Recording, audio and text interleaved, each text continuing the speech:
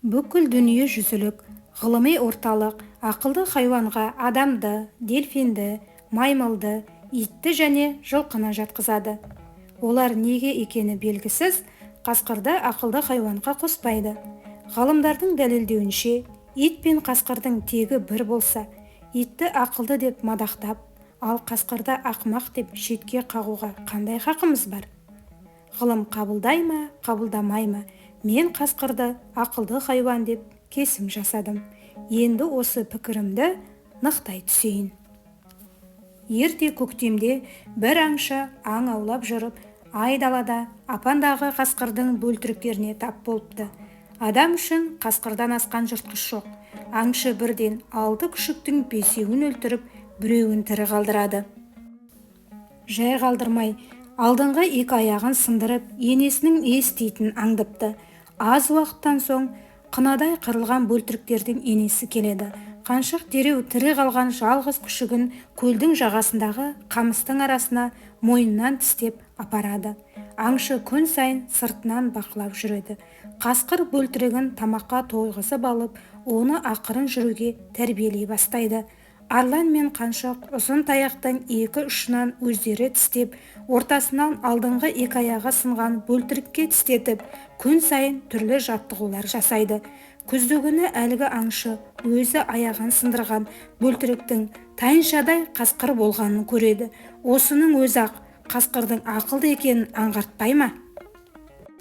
1951 жылы Қазақстанда болған бір қызық оқиғаны мен Қытайда жүргенде газеттен оқып едім.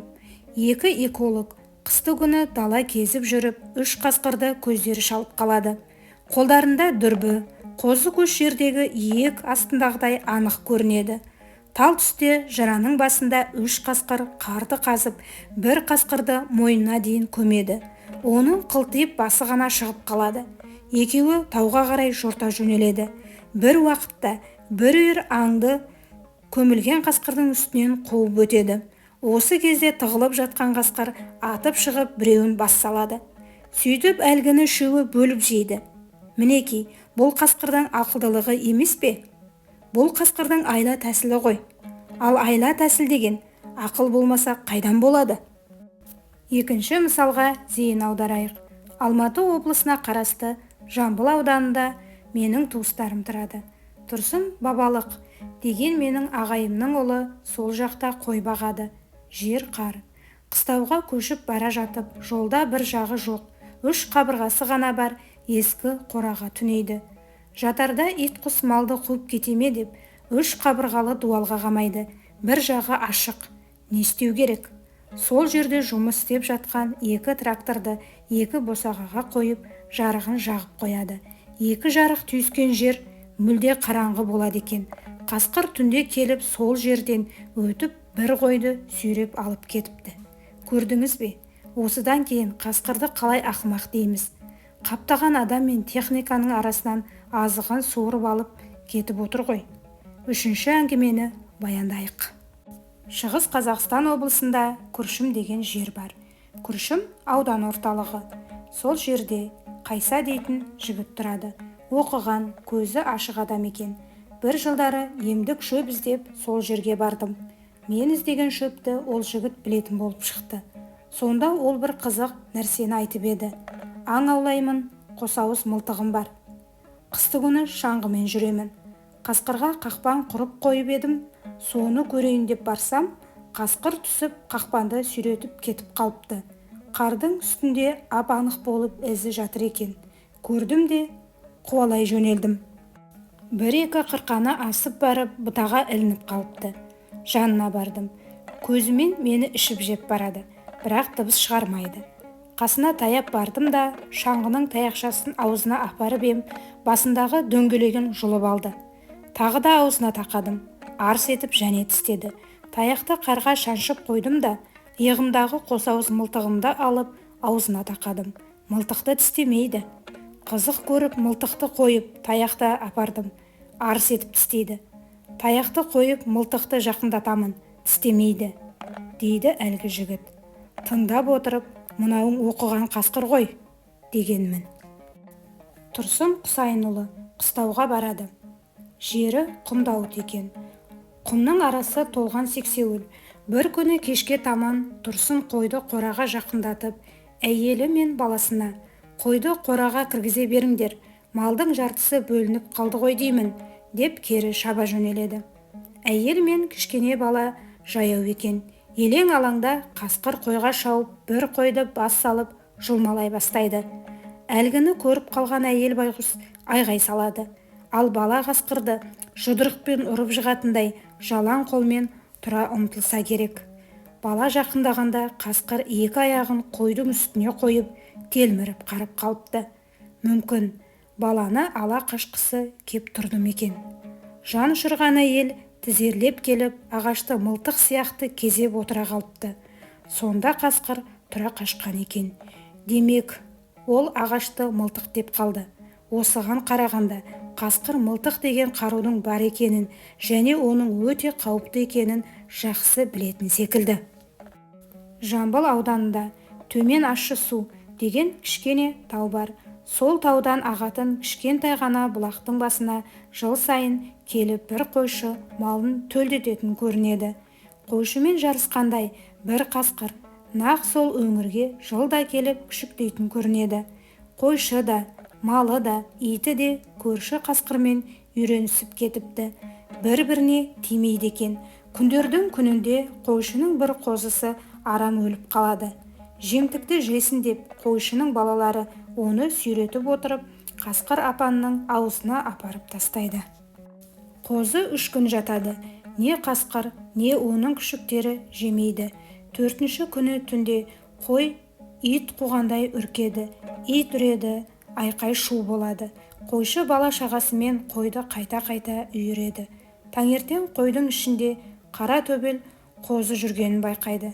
Сонда қасқыр қозының өлгенін өзінен көретіндей, қай жақтан екені белгісіз мына қозына әкеліп қойға қосып кетіпті. 1986 жылы Жамбыл аудандағы Қарақастек деген жерде қой бағып жатқан бауырларыма бардым. Інімнің бір иті алдымнан жүгіріп шығып қыңсылай бастады. Кетей деп қағып жібердім. Менен кетіп қасымда тұрған ініме барып қайта қыңсылай берді. Біз әңгімелесіп тұрып оған аса мән бермеппіз. Сөйтсек, оның екі жағына сүйек қыстырылып қалыпты. Бейшара ит соны алып таста деп келіп тұр екен. Дереу алып тастадық, кетті де қалды. Міне, мына ит адамнан көмек сұрауды біледі. Өз мұқтажын адамға білдіре алады. 17 ғасырда Ақмола облысындағы Қорғалжын көлінде жолбарыс болған екен. Көлдің жиегіндегі қамыста құндызда мекен етіпті. Бір аңшы шеті мылтыған асынып, құндыз аулауға шығады. Атын қамыстың шетіне тастайды да өзі ішіне кіреді. Бір уақытта артынан сыбдыр естіледі. Жалт қараса жолбарыс келіп қалыпты. Шошып кеткені соншалық аңшы отыра қалып иманын үйре бастайды. Сонда жолбарыс бас салмай сүмірейіп келіп аңшының алдына жатыпты. Аздан соң аңшыға алдыңғы аяғын созыпты. Қараса, аяғы көп болып ісіп кеткен екен. Көзін жыпылықтатып төмен қарап жатыр. Аңшы дереу есін жиып, жолбарыстың мұқтаждықпен келгенін түсінеді. Қалтасындағы кездегін суырып алып, жолбарыстың аяғын тіліп, іреңін шығарып, белбеуімен орап береді. 1970 жылы Талдықорған облысының Қытаймен шектесетін өңірінде қызық оқиға болды. Шекараның ну орман тұсы болса керек. Қайдан екені белгісіз бір аю кіріп келеді. Әскерлер шу ете түседі. Мылтықтарын ала жүгіреді. Бірақ ешкім атпайды. Аю ақырын келіп қораның шетіне жатады. Қару ұстаған әскерлер жақындап келсе де тырып етпейді дейді. Сөйтсе оның да аяғына шөңге кіріпті. Асқынып кеткен. Әскерлер дереу дәрігер шақырып, аяғын тілгізіп, дәрі салғызыпты. Ем-дом жасалып біткен соң, аю орнынан тұрып, орманға қайта кетіп қалыпты. Ал қасқыр ше? Ол өйтпейді. Қасқыр өте шыдамды, қайсар, қулық сұмдығы жетерлік хайуан. Ол қақпанға түссе, аяғын шайнап кесіп кетіп қалады. Ол адамға қыңсылап келмейді. Міне қайрат, міне намыс, міне ақыл, міне ерлік. Қасқыр қойға қырғидай тиеді. ебін тауып жымын білдірмей біреуін іліп кетеді. Ал осы қасқырды қақпаннан бөлек қалай қолға түсіре аламыз? Қазақ көбіне мал шаруашылығымен айналысқандықтан қасқырдың малға маза бермейтінін жақсы біледі. Қасқыр әсіресе қойға көп тиеді, қырып кетеді. Мен осы қырып кетеді деген сөзге жауап таба алмадым. Неге қырып кетеді? Қор жинай ма? Қор жинаса неге қойдан ғана жинайды? Басқа малды дәл қойдай қырып кете алмайды. Мысыққа ойын, тышқанға өлім керек. Демекші, қойға келгенде ол бар өнерін көрсетеді. Әлде қыр көрсете ме? Сондықтан болар қазақтар қасқырды күшік кезінде көп қырып тастайды. Бірақ күшікті жою арқылы қасқырдың бетін қайтара алмайды. Өйткені күшігі өлген қасқыр сол ауылға жау болып тиеді. Аңдып жүріп қойын қынадай қырады. Енді біз қасқыр аулаудың түрлері туралы айтайық. Қазақтар қасқырды аулауда әр түрлі шырғаларды қолданған. Соның бірі жемтік шырға. Далаға жемтік тастайды да, соның қасына қақпан құрады. Қасқыр жемтіктің қасына келіп, айналшықтап жүргенде қақпанға түсіп қалады. Бұл бір түрі. Екіншісі арқан шырға. Бұталардың арасына әрбір жеріне қызыл-жасыл шүбірек байланған арқан керіп тастайды. Ұзын арқанның бір ұшында мылтық ұстап бір аңшы отырады. Ал ар жағынан екінші бір адам қасқырды қуалайды. Қасқыр еш уақытта арқаннан қарғып немесе астынан өтпейді, жағалап жүре береді. Жағалап барып мылтығы бар адамның үстіне келгенде аңшы атады да тастайды. Мұны арқан шырға деп атайды. Қасқырды умен де аулайды. Даладағы жемтікке у сеуіп, сол арқылы да аулауға болады. Қасқыр аулаудың қода шырға деген төртінші түрі бар. Жуанырақ шыбықтан бүтеу шарбақ тоқылады. Соның ішіне лақ байлайды да қасына шөбін тастап қояды. Шарбақ жерге қағылған қазыққа мықтап байланады. Жалғыз лақ айдалада қорқып, маңырап дауыс шығара береді. Шарбақтың бір жақ бүйірінен кішкене қылып есік жасайды. Есік ашық болады. Лақ ішкі бөлмеде болғандықтан шығып кете алмайды. Есік қасқыр сиятындай болады да барған сайын тарыла береді. Қасқыр лаққа қарай ұмтыла ішке енгенде оның аяғы немесе тұмсығы тиіп кететін тиек болады. Денесі тиекке тигенде артындағы есік жабылып қалады. Сөйтіп қасқыр лақты жеймін деп өзі қуысқа қамалады. Оны құрған адам қасқырды ұрып алып лақты енесіне қосады. Қода дегеніміз кәдімгі шарбақ қой. 5-ші сөзін тыңдайық. Қасқырды мылтықпен, садақпен атып және атпен соғып алатынын баршамыз білеміз. Жаңа жауған көбік қарда мықты аты бар аңшы қасқырды қуып жүріп ұрып алады.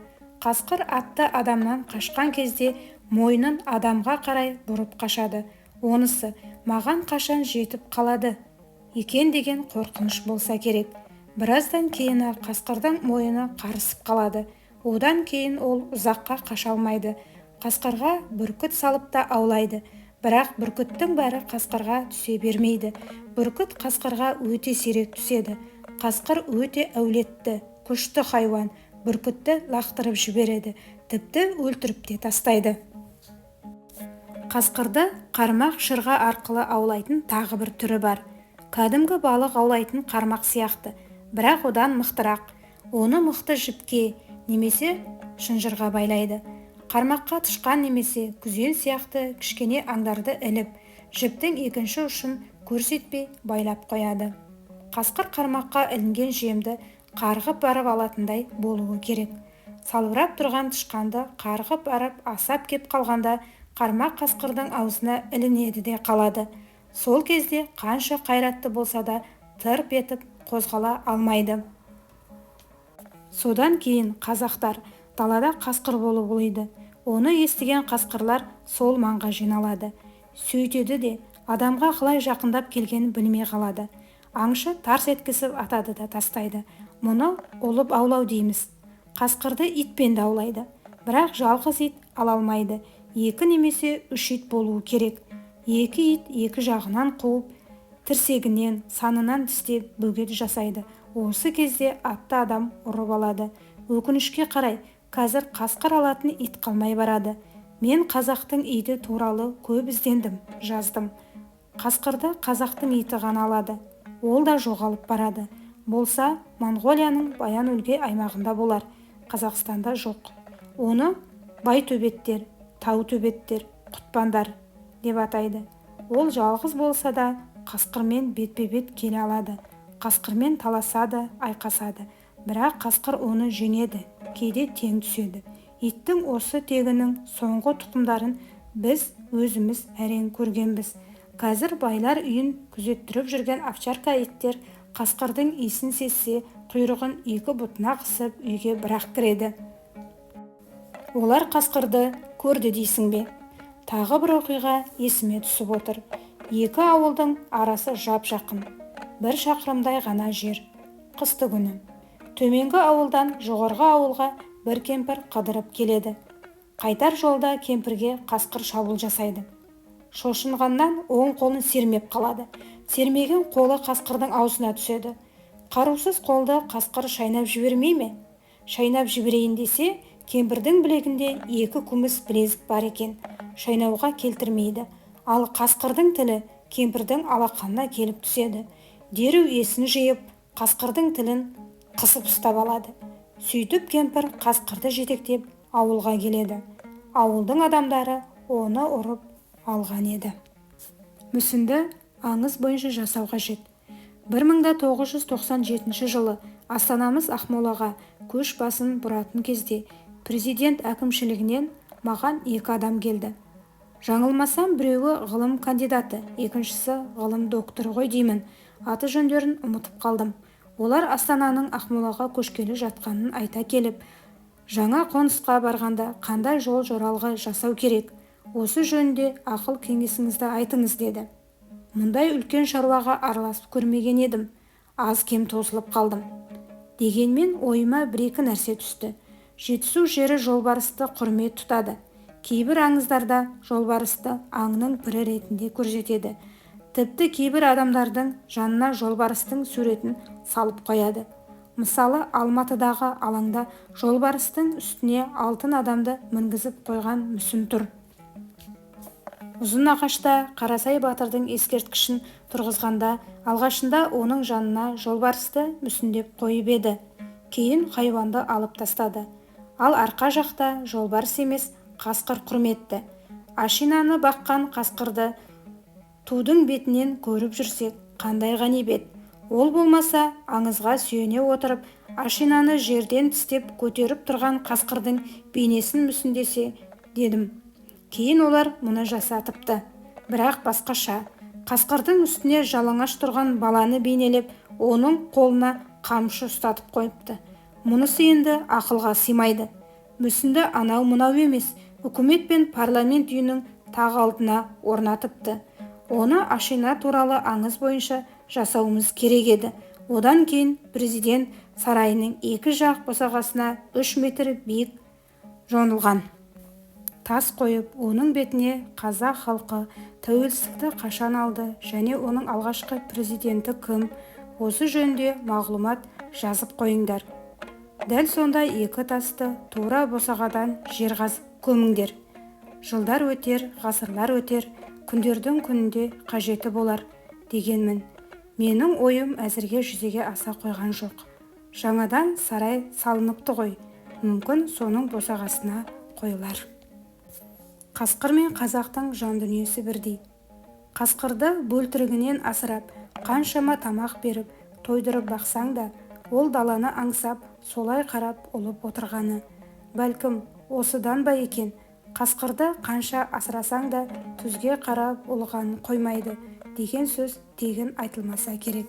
Қазақтың қолына домбыра беріп, сайра десең, әр қазақтың бірі, туған жер деп басталған өлеңі ауылға деген сағынышпен аяқталып жатады.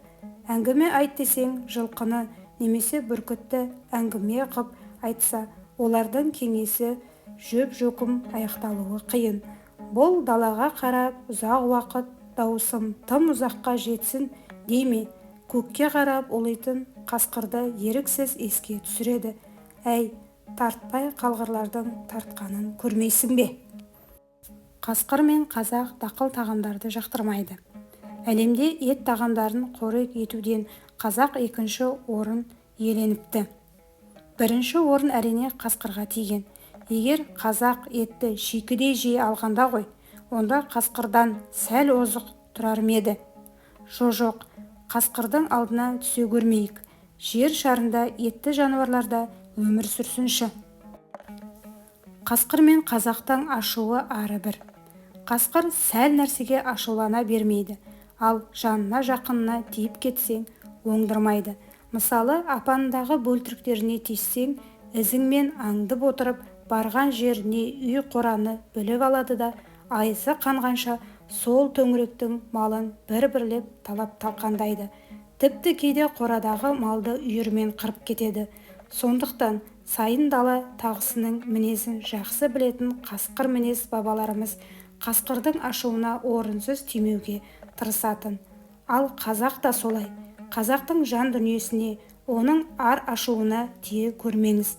Шыбын жаныңызды қолыңызға ұстатады. Мен айтпай-ақ қояйын. Тарихқа бір шолу жасасаңыз жетіп жатыр. Қазақпен алысқан ұлттар керек десең жер бетінен өшіп те үлгерген. Себебі қазақ киелі ұлт. Қазақтың иесі сайын дала тағысы киелі көкжалдар. Қасқыр мен қазақ көршісіне адал. Дана халқымыз ағайынның аты озғанша ауылдастың тайы озсын дейді екен. Қазақ көрші десе иеліп бүгіліп, сыйластықтың небір жақсы жағымен қарым қатынас жасап жатады. Ал қасқыр қанша ашықса да өз апанына жақын қорадағы малға тиіспейді. Міндетті түрде сол қораны айналып өтіп, жемін алыстан әкеліп жейді, немесе бөлтірігіне азықты көбінде ұзақтан тасып асырайды екен.